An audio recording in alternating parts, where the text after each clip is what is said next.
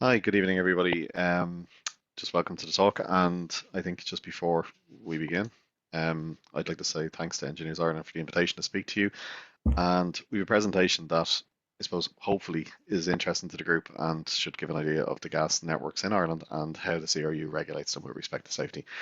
So I'll start just by introducing myself. My name is Barry. I'm a senior technical inspector with the CRU. I'm a chemical engineer, and I joined the CRU in 2015. Prior to that, I managed process safety function in an upper tier coma facility, and I suppose I've had roles in engineering, design, consultancy, project management, process engineering, and in the usual areas, so pharma, oil and gas, and bulk chemicals. So within the CRU, I have responsibility around gas transmission, which includes the gas interconnectors, renewable natural gas, and liquefied natural gas. So I'll pass you over to David.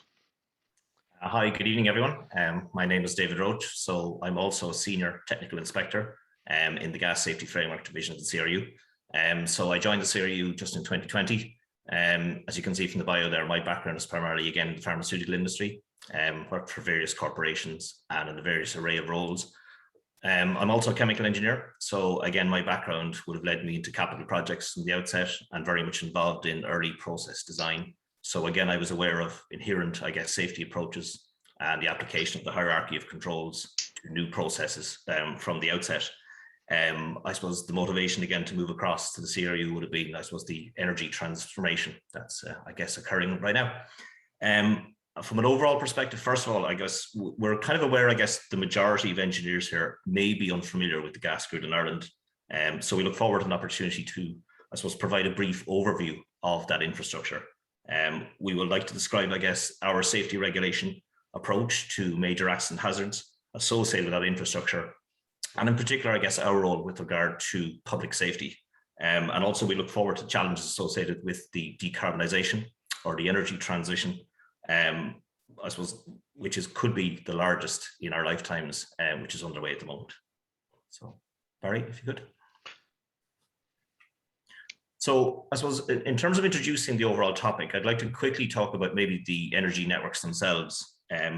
Again, maybe it was a perception I had personally before I joined the CRU, but certainly it may be a case of out of sight, out of mind. If you think about the two major energy grids in Ireland, one is very visual. We all are probably aware of the pylons across the country connecting our various power stations and towns together. But the other grid is the gas grid, which once it's under soil, if you like, or under the ground, it may be a case of being out of sight, out of mind. They're very large grids in numbers terms. So just to give numbers, I suppose, to an engineering audience, the gas grid has a capacity of about 78,000 gigawatt hours per annum. And the electrical grid equivalent is just over 30,000 gigawatt hours. A comparing approach to look at those is the Oslo Convention uses oil equivalent. So that equates to 46 billion barrels of oil equivalent for the gas grid, which is an enormous number. Another thing to note there is that gas also provides 52% of our electrical generation load. Now, it does vary year on year, a little bit up and a little bit down, but it is the substantial ballast load capability for electrical generation in Ireland at present. To think about gas itself, what is natural gas? I guess gas in Ireland is both indigenous and imported. It's naturally colourless and odourless. It is a gas mixture, which is a clean burning fuel with low in particulates, and it's primarily constituted of methane with a quantity of ethane, water, and other compounds there. And then also the addition of a mercaptan, which is that gas smell we're all familiar with, specifically added for safety reasons. So what we need to consider about gas, particularly as it's a fuel, is its flammable range, which is 5 to 15%. So it provides a nice suitable range for designing gas appliances or boilers for steam boilers. But you still need to consider that any gas release from the gas system itself will result in a potential flammable concentration, and the fuel inventory involved is enormous, hence the large safety oversight. So again, thanks, Barry. So the first thing I want to go through, maybe just a little bit of history, quickly go through it. It's a nice schematic we borrowed. So gas goes back to before natural gas. So originally, way back in the 1800s, what we had was actually coal gas. And there is an Irish origin in this story, in the fact that it was discovered in England, in Wigan in 16 something, by a guy called Dr. John Clayton. And his son moved to Ireland and actually became the Bishop of Cork. And he actually issued his father's findings on coal gas in a nice letter to our own Robert Boyle. So a bit of Irish context to the history. That coal gas itself is derived from coal, hence the name. What you are doing is distilling the coal dust. So the excess coal dust from burning coal can be distilled to produce a coal tar and coal gas. Now, that coal gas is primarily a mixture of hydrogen and methane and a few other compounds in there. So we used an Irish indigenous coal to fuel that. And it got to the point in the 1880s there, you can see, where we had a huge number of gas networks in Ireland. So they became towns gas networks, and there was over 114 of them, which was enormous really for a country our size and level of industry. If we go into the 20th century then, we had the discovery of natural gas substrata offshore in Kinsale, and then Bord Gáis Éireann came into being, and then the network expanded and grew across the country from town to town, and interconnectors came into play. So gradually, piece by piece, all those towns stitched together to become part of the overall national gas network itself. So if we move into the current, I guess, era, we brought online Corrib in 2015, and now Corrib provides 50% of our gas demand. And then coming into the last couple of years, we're beginning to see changes away from core infrastructure of networks. So just recently, we've had renewable biogas injection into a network, and also the advent of compressed natural gas for transportation. From a safety regulatory point of view, I guess our role came into being based on the Energy Miscellaneous Provisions Act 2006, which provided the provision for us as an entity to regulate gas safety in Ireland. Thanks, Barry. So I suppose I think this map, and before I joined the CRO, I wasn't quite aware of the extent of the gas networks throughout Europe. I suppose if you look at it, you can see this is a picture of all of the gas transmission networks across Europe, from Russia right the way through to Ireland, and you can very clearly see that Ireland is not an island on this map. We're very, very clearly plugged into the wider gas transmission system. It's worth thinking about the interconnected nature of all of the gas networks around, and the sources of those gases they travel through the network, which we'll talk about a little bit later on. And I suppose very clearly the importance of pipelines has been shown even recently with the current embargoes around the Nord Stream pipeline, and that really shows the geopolitical influence that pipeline and pipeline politics have. So I think this clearly shows how Europe is connected from an energy and a natural gas perspective. In terms of our own natural gas infrastructure, and I've borrowed this from Gas Networks, it is operated by Gas Networks Ireland, and this is the transmission system I'm showing. The transmission system is roughly 2,500 kilometers of steel pipeline. So I think if we were to ask everybody what they think a natural gas pipeline is, they'd picture a yellow pipe in the ground running to a home. This is not that. This is, as David has previously said, this is out of sight and out of mind. It's a high pressure gas transmission network transporting large volumes of high pressure gas from that really ranges in pressure from 70 bar up to 85 bar in Ireland, and in the interconnectors from 120 bar up to 150 bar. We have two subsea interconnectors which connect us to the UK national grid in Scotland, and in Ireland we have 190 what's known as above ground installations, where the gas is taken from there and fed into localized distribution networks. And just in terms of scale, we have approximately 2.6 billion euro of assets in the gas transmission network. You can see the Corrib entry point. I've shown the Kinsale entry point. That's now obviously decommissioned and no longer feeding gas. So we have one indigenous gas source. And of interest, there is a pipeline that goes from the Republic to the north, which provides backup energy supply to Northern Ireland in case of an emergency. So the next part of the system connected to the transmission system. So the transmission system is our national distribution. When it comes to individual towns and cities, there's distribution networks. So in total, we have 34 distribution networks across the country servicing all the main towns and cities connected to the network. Again, it amounts to a substantial quantity. So we've over 12,000 kilometers of polyethylene piping in the ground. So this is that yellow plastic piping Barry alluded to, and you can see in the picture there. The difference between this and the transmission system is its operating pressure. So we've taken a real step down in pressure now. So we're operating at below 4 bar mains, and this is distributing in a network throughout each individual town and city as medium pressure. And then this is further stepped down through a further 980 district regulator stations. And then you bring it down to below 100 millibar, and you're into the tens of millibars then for the individual yellow lines that are under a lot of the streets in our towns and cities. That then feeds on through individual service lines that feed each and every property, and then it arrives then at the meter and regulator at your house. So that really forms the boundary between, if you like, the Gas Networks Ireland network system and the gas piping within your own property, which then comes under the remit of the RGI scheme. But it's worth noting again the scale of the system, that there's at the moment over 700,000 customers on that system across 22 counties. So it really is a very, very large system across the country. So one of the areas we noted there earlier was there's a divergence away from the traditional uses of gas. So one of those at the present time is compressed natural gas. So what is CNG? CNG is very high pressurized gas from and connected to the network, used for transportation. Why is it used? I guess there are numerous benefits. It's a quick filling fuel. So primarily for HGVs, which need long range, it does provide a carbon reduction comparison to the traditional oil-derived diesel, etc. And obviously it removes a lot of, it's a clean burning fuel, so there aren't so many particulates there. But it is worthy of note that there's very high pressures involved.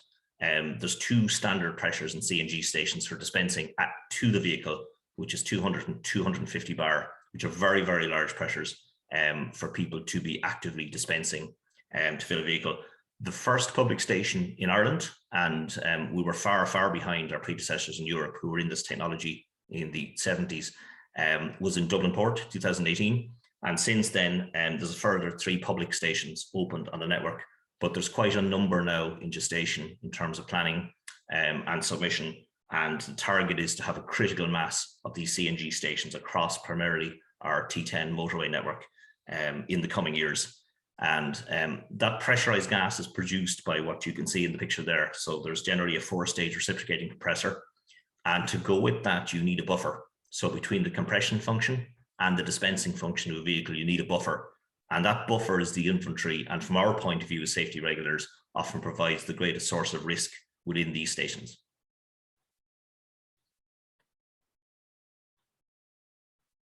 Sorry, Barry, we're on mute there. Yeah, apologies, I had muted myself. What we had alluded to earlier around the change in gas sources is shown here on the right in terms of biogas or renewable natural gas.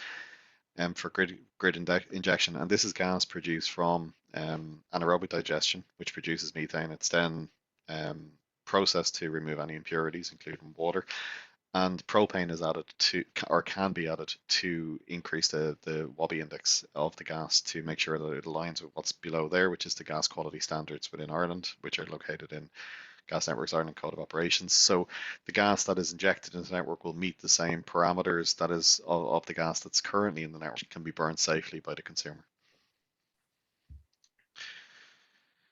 Okay, so in terms of what we've discussed, we've talked about the gas network, and we've talked about its history, and I suppose we've talked about the risks in somewhat around what natural gas poses. And what I'm going to talk about now is the CRU's role in regulating natural gas, and to start with, to talk about why we regulate natural gas. So, as discussed, natural gas is a flammable fuel. It's present in a large nationwide risk, so in a nationwide grid. So these pipelines are in the public space. They're not like a facility that's located behind a cordon or behind a fence. So there's the public safety risk associated with pipelines. Natural gas is present in our homes, so it's taken all the way to our homes where homeowners are could be at risk from a natural gas leak. The risks around natural gas really are around how the assets are managed to contain the gas within the pipelines. So our role really is to look at the asset lifecycle risks and ensure those assets are being managed in such a way that it reduces the risk of any gas escapes and hence risks associated with that. We also have a role in terms of the control of gas quality, pressure, and flow to ensure, from a gas quality perspective, that the gas that's burnt in your home or in an appliance or in an industrial location is of the right quality to not produce products of combustion which are dangerous, including carbon monoxide. Pressure and flow are important as well to ensure that the gas that's received into your facility or pressure or home is at the right pressure to be burnt safely. We also have a role in terms of ensuring that gas operators provide an appropriate response to localized and network gas emergency. And really, our overall objective is to ensure the safer transportation and utilization of that gas, and those are the areas that we manage to ensure that risk is adequately controlled. So the next question, I guess, is how do we go about this? So we spoke earlier about the 2006 Act was the initiation of looking at gas safety in Ireland. So I suppose what the CRU started to look at then was putting in place a gas safety framework to do that. So what we operate in Ireland is a permissioning regime. So what a permissioning regime effectively means is the primary responsibility for safety lies with the undertaking themselves. It's their infrastructure, if you like. They create the risks in its operation and they have control over them as well. So the level of safety achieved in Ireland, a target, it should be in alignment with best safety practice internationally, and we wish to maintain that. So when there is an international improvement or knowledge share, we wish to implement that here and ensure it is so. The degree of regulatory control across the system should be set really at an appropriate level, I guess, to establish an effective and comprehensive way of controlling that risk. But also we're conscious of the fact we wish to maintain the confidence of the public at large that it is being safely regulated. So the regulation itself is enforced under license conditions. So that will be the operating license of the undertaking itself, rather than through, if you like, think of a pendulum of regulation, rather than a very prescriptive regime. So maybe the comparison would be OSHA regulations in the US. So really what this means is we don't set the detailed rules for every type of activity or for the gas undertakings. What we do instead is we ask them to fully document their own activities, and we ask them to submit them to us in a safety case. And in that document, the intention is that they describe those risks with supporting evidence and the measures they have in place to control those risks. And there's a framework reference here if anybody feels the need to come in and have a quick look at it. Thanks, Barry. So what does that safety case look like? I suppose we've issued a set of guidelines to shape, I suppose, the safety cases that will be submitted to us from the undertakings. And effectively, this guidance is split over 4 key parts. So the first one is think about the facility description. Now, it's a bit broader than that. What it means really is they need to describe all the activities undertaken, the locations, the organizational structure, their safety-related responsibilities, the assets themselves. And effectively what we're looking for is the detail provided should be sufficient to enable the extent of the risks to be correctly evaluated. The second part then is something people are probably familiar with, is the formal risk assessment approach. It should be detailed, it should be systematic, and needs to account for the likelihood and the consequence of all the potential issues that could occur, together with the various mitigation measures they've adopted to ensure the risks are maintained. And where we look to maintain them too is what you see in the screen there is the term ALARP, as low as reasonably practical, which we will describe and go into a little bit further detail. The risk assessment itself should address the gas infrastructure from its full life cycle, so from initial design and concept all the way through to decommissioning and end of life. The third aspect then is the safety management system the undertaking employs. And what we're looking for them here is a set of practical measures they have in place to support the requirements. So again, we're into organizational factors, planning, step changes, implementation, audits, and performance monitoring systems like KPIs, etc. This also needs to include things like human factors. So when you think of something as broad as a gas grid, in particularly in a national context, what we're looking for here is competencies. We're looking for the capabilities of the staff and the contractors working for the undertakings, plus the relevant codes and standards they're employing across all of those competencies. And finally, then, I guess, emergency response is the final key aspect. It would range, I guess, from the day-to-day emergency response callouts, which would occur anywhere across the country, all the way as far as a national emergency on, say, the transmission system. And the undertaking in that case would have to, I suppose, display and demonstrate how they would respond to any requests or instructions from the National Gas Emergency Manager. Okay, so as David talked, I suppose, to a second ago, we manage risk to a level that's as low as reasonably practical, or we ensure risk is managed to a level that's as low as reasonably practicable. And to do that, we've set what's known as tolerability limits. They're broadly in line with the HSA's tolerability limits in terms of coma, and risks should be demonstrated to be managed to a level that meets those quantitatively when required. And I'll talk about that now. So in terms of how ALARP is demonstrated, we've set out in our guidance really the steps that will be taken to reach that level of risk management that's as low as reasonably practical. And that ranges from applying good practice for risks that are quite known, there's low uncertainty in that risks, right the way up to the precautionary principle where there's a high level of uncertainty and a high level of unknown and a high level of risk that may require, I suppose, a different approach to be undertaken. So ALARP by its nature is a kind of moving feast, and it moves from left to in terms of uncertainty and consequence of the risk that's being managed. But in terms of pipelines, and I thought I'd talk about this very quickly, pipeline risks are quite well known. So as I showed in the network of the transmission system around Europe, there's extensive numbers of pipeline, or there's an extensive kilometers of pipeline around Europe and around the world. So there's a rich data set for demonstrating risk and demonstrating risk management techniques. And for pipelines, we expect quantitative risk assessments to be completed where necessary. So quantitative risk assessments, for those that aren't aware, are, I suppose, the most robust form, or the most intricate form of risk assessment and risk demonstration. And what you see here is an example of a pipeline quantitative risk assessment, which risk contours mapped over it to determine what the level of risk is about that. And in terms of that risk-rich data set, there's no number of sources. I borrowed this one from a European agency known as EGIG. And what you can see here is pipeline threats and pipeline failure frequencies per 1,000 kilometers of pipeline for various different threats to that pipeline. And that rich data set allows very detailed and very accurate risk assessments to be complete for pipelines, which isn't always available for facilities where that level of accuracy in the data is not always available. So in terms of the CRU's gas safety role, we're responsible for regulating the activities of natural gas undertaking. So that is the transmission, distribution, and supply and storage of natural gas.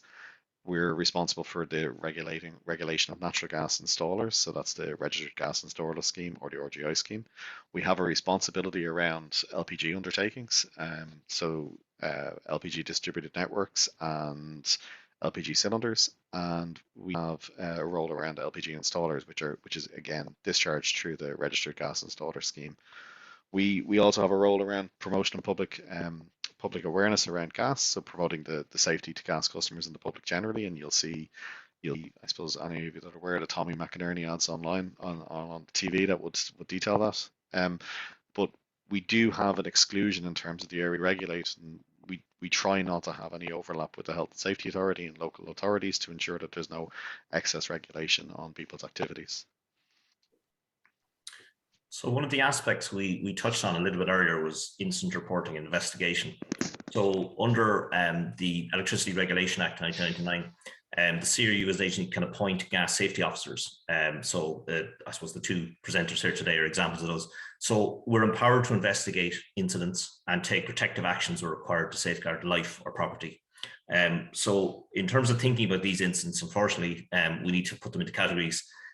So a type A incident, you can see on screen there, is a fatality. So it's as a result of direct or an indirect result of a gas incident. Type B is basically an injury where a person requires medical attention and hospitalization overnight.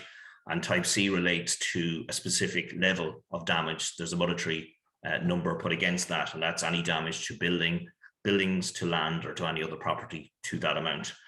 In addition to that, we also have another set of incidents reportable under guidelines, and they're not covered in the legislation, but under our framework. And really what we're looking at there are incidents that are subject to investigation, and they're driven really by the safety cases that are submitted to us and accepted.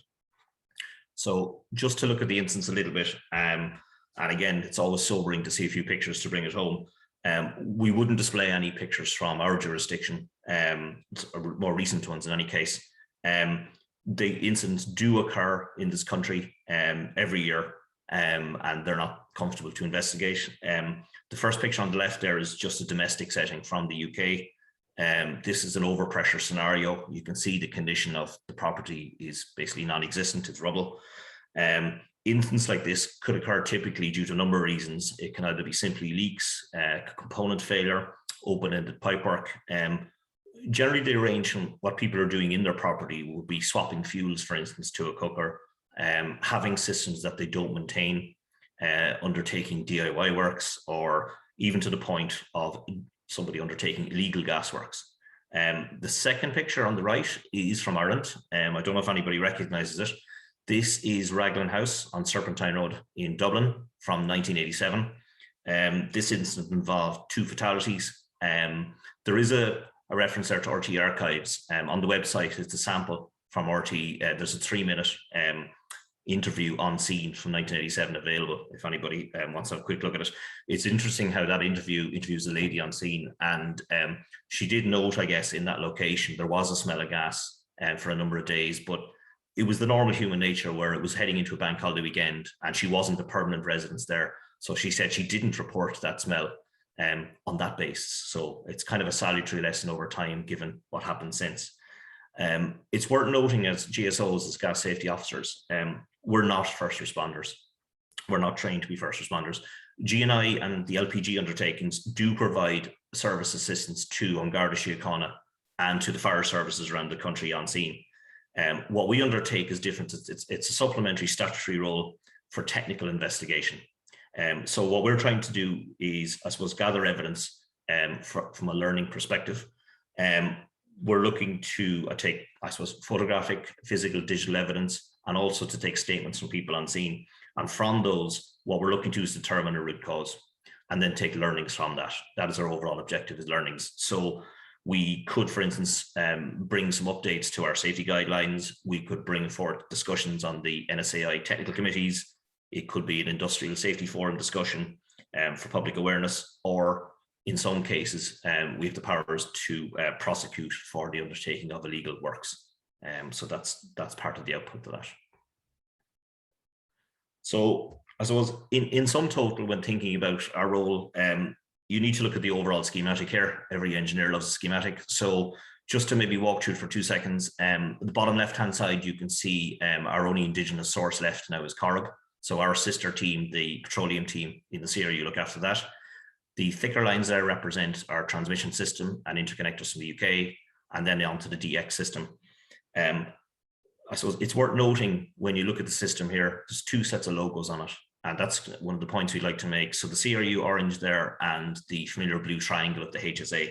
So Ireland's a little bit unique, especially for a country of our size, that we have split responsibility across our gas network and assets in total across the 2 agencies. So as Barry spoke, we have an understanding and we have a detailed MOU in place to define those boundaries.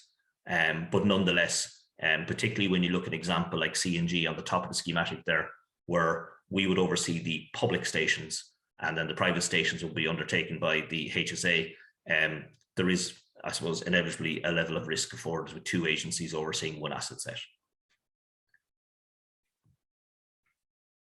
So I guess what we'd like to do next really, and this will be very much a whistle stop couple of slides, we'd like to have a quick look at Ireland's energy mix, if you like, just to reinforce where we're at more or less today. So the first point may raise a few eyebrows, I guess. If we were to look at our total primary energy profile, so this is back to where the energy is originally sourced, oil still tops the table, and it does by quite a margin. And that may be a surprise. I think there's a public perception that renewables are very much rolling out to a large extent. They've still got a way to go, I guess. Why is oil top? I guess primarily because transportation in Ireland is still petroleum based, between petrol and diesel, and also extensive use of kerosene for home heating. So natural gas, you can see fulfilling its role there, and the renewables percentage is going to increase and continue to increase year on year. But as I said, there's quite a journey to go still. Coal and peat and a few other things there, probably related to, there's 1 or 2 power stations due to go offline quite soon, and those percentages will tumble down accordingly.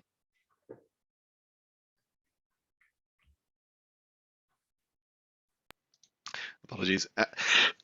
So just in terms of where we source our gas, and I think it's an interesting curve, and you can clearly see the onset of the Kinsale field right up to the early 90s, where you can see its decline and the importation of gas from the UK, and we can then see the Corrib field come online and start supplying as indigenous gas. But I suppose what you can see here is that gas does come from the UK, and it's a vital source of energy for us. And I suppose to then discuss where does gas from the UK come from, and what you'll see here is that kind of split, the majority being made up from Norwegian supplies, but interestingly, you can see that there is a percentage of gas that comes from Qatar, and that's obviously that's going to be LNG. So we do receive some LNG through the interconnectors in terms of molecules coming to Ireland. Go ahead, sorry, David.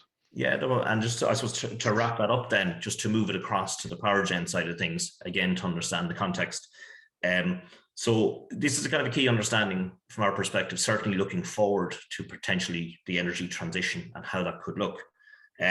There's an inverse correlation when it comes to our primary supply for power generation. So there's two curves to look at there. The orange represents our wind turbine capacity delivering here. What you'll note really obviously is that there's a characteristic dip through the summer months. This is probably not going to change anytime soon. While the curve overall will rise up the charts, you will still maintain that characteristic curve. It's a seasonality factor. It's a function of Ireland and its position through the summer months and high pressure perhaps being over the country, God willing. So what gas does really is the gas provides the inverse.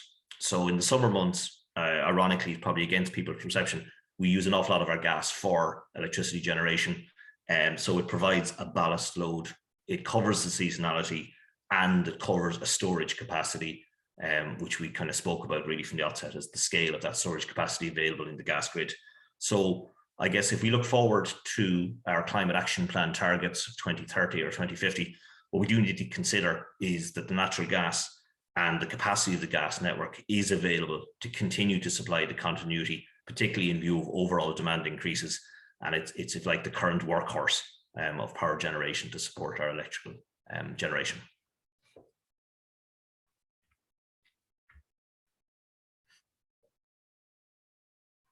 Sorry, Barry, you're on mute again. God, apologies. In terms of decarbonisation and how the gas grid could be decarbonated, I suppose there is consideration at the moment for hydrogen. So David and I will talk through what hydrogen looks like in the gas grid and how it's, I suppose, created and transported. I would note before we start that the CRU doesn't currently have a role in hydrogen regulation, and there isn't any hydrogen being transported through the grid at the moment. So that's to be, I suppose, that's to be established as hydrogen, I suppose, as hydrogen systems become live. This is just a potential hydrogen source. So there's really two sources for hydrogen, which is methane steam reformation, or from renewable gas or renewable electricity generation through hydrolysis. As the hydrogen is generated, it can be stored and transported forward through the gas grid, or sent for electricity generation, or transported to an end customer for hydrogen or for transportation. And there's also potential for hydrogen to be used domestically to provide domestic heating, and it would essentially look like this schematic shows here, from generation through transportation, through electricity generation, right down to its utilization. On this, so how would we produce that green hydrogen? So I suppose in theory, in producing hydrogen, there's many different chemical paths, biochemical, electrochemical paths to produce it. The simplest is, I suppose, basic electrolysis. It's what we learned in secondary school, really, the application of electrical current to an alkaline water solution. I suppose as a chemical reaction, you can see the figure of 70% efficiency there. It's very difficult to drive chemical reactions to the ultimate delivery, what we would like from an efficiency point of view. But there's huge amounts of research underway, in particular across the continent, Europe and the Far East, on this in terms of looking for efficiency improvements. In terms of utilizing it then, you'll see this term PEM, the proton exchange membranes. So I suppose they were developed way back in the 50s, and the only use they got, it's a very, I suppose, compact and lightweight cell, but it was very costly to manufacture. So the only application it really had for many decades was by NASA, of all people. So they used it on the Apollo space program, and they've used it on space shuttles to produce low voltage power for switches, etc., on control panels on board their various vehicles. Things are moving on, obviously, since. In Europe, in particular, the large German energy conglomerates and manufacturers, you've heard of the ThyssenKrupps and Siemens of this world, are now producing commercial hydrolysis units of real scale. I actually had to update these figures just a week or two ago because the scale of, I suppose, available went up a factor. So, up to 4,000 nanometers cubed an hour is readily available, and the designs are there to multiply it up to 1,000 megawatts. So there's real advances in this area at the present time. These particular, I suppose, hydrogen generators, they produce very high quality hydrogen, which they need to by the nature of hydrolysis. So you'd be looking at 99.999%. And also they're very efficient in the water they use because they need high quality water. They're able to basically produce over a meter cubed of hydrogen with less than a liter of water. And the key message we're seeing, and again, we're taking only a watching brief on this, is that the value for money is going to come from the scale. So the larger this electrolysis grows, the larger it suits to plug into our existing energy networks, the more efficient and cost efficient it will become. So the technology, it's real, it's here, and it's certainly advancing across Europe. Okay. In terms of what can hydrogen do in energy, I suppose energy as an energy vector, we really need to think of it in those terms. So it's the storage and transportation of energy. But hydrogen by itself is a small molecule and as such has a low energy density. And to really have any bang for your buck, it needs to be stored at high pressure. So hydrogen in storage can be stored at 1,000 bar. There is compressor technology available to do this. It's readily available, but I suppose it does pose an inherent risk of using nitrogen as an energy vector, just in terms of storing very high pressure flammable gas adjacent to users and potentially. In continental Europe and the UK, there is a plan currently to use salt caverns to store hydrogen subterraneanly, but we obviously don't have that in Ireland. So it would be used really as a storage option, but it would have to be used in cylinders that you can see on the right. So then we bring it back to transportation again. Again, we're surmising of a potential here in Ireland. So I guess we spoke about how our dependency on oil remains. We obviously see huge movement and positive movement towards electrifying cars in Ireland and smaller vehicles to being electrically powered. But a lot of the drive in Europe, again, is particularly, you can see the map there on screen. Each of those green dots is a live hydrogen fuel station today. So this is advancing rapidly. Unfortunately, Ireland is rather blank. Germany has 90 stations and they'll cross the 100 mark pretty soon. So this is up and active, in particularly again for HGVs. So again, it's the drivers we spoke about for CNG, where a gaseous fuel provides a rapid fill for a vehicle that needs to be on the road to make money. It can't afford to be charging or restoring power over an extended time period. So hydrogen, similar to CNG, will deliver a long range per minute of fill, over 200 kilometers per minute of fuel fill at a point. And it gives the addition of having a lighter bulk vehicle as opposed to a heavier vehicle carrying any sort of battery load. So it's growing on that basis. The targets we're kind of seeing out there, you can see the figures again. At the moment, there's about 50,000 vehicles out there, which doesn't sound a lot, granted, but the target is to have over 6 million by 2030, which is 8 years away. And there's a substantial number of vehicle types that are going through final testing and will be available very soon. I suppose, certain as countries have targets. Switzerland is looking to, I think, have 1,600 vehicles in the next 3 years. Another example would be Deutsche Bahn in Germany have 41 hydrogen trains on order at the moment. So there's real movement in this space. Norway is about to operate its first hydrogen-fueled car ferry very soon. So again, real movement. In Ireland, there are a number of buses under trial at the moment. HMI are a very good reference organisation to look into current developments here. And also there is a station constructed in Belfast. It's not represented by a dot, unfortunately, on the screen there, but that is due to come online quite soon. And then there's obviously discussions ongoing here about where our first station will be, and there are various projects that are underway. So hydrogen for transport is very much a pathfinder for the application of this as a renewable energy. But I suppose the extent and the pathway are kind of part of a wider question of what the vectors are and how they balance. Just one cursory note again from our safety hat on. There's just an example there of a station in Norway which underwent an incident there not too long ago in 2016. So again, due care to the public must be brought on board when it comes to considering the usage of a fuel such as hydrogen for transportation.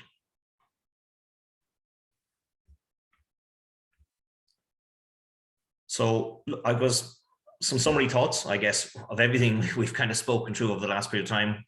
First one is very clear. I think the national gas grid is pivotal to our energy sector and hence sustaining our economy.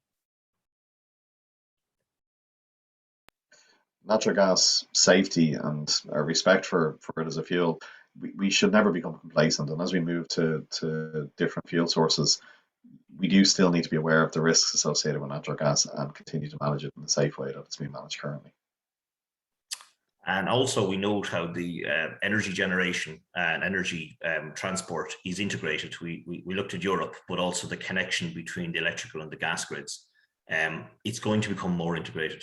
And we do need to be careful in our steps and the selected paths we implement to manage that change and manage that step change, because more integration does mean more complexity. And I suppose finally, the gas grid has the capability and potential capability to provide a pathway for decarbonisation and energy transition, potentially including hydrogen. And it'll be a unique challenge to the country. Every country has their own advantages and disadvantages, and ours will be no different. But I think one thing to be thankful about is our natural gas utility, or the assets are publicly owned, so it's within our control. And that's it. So thanks for your attention, everybody. I suppose we can open up the floor now for questions.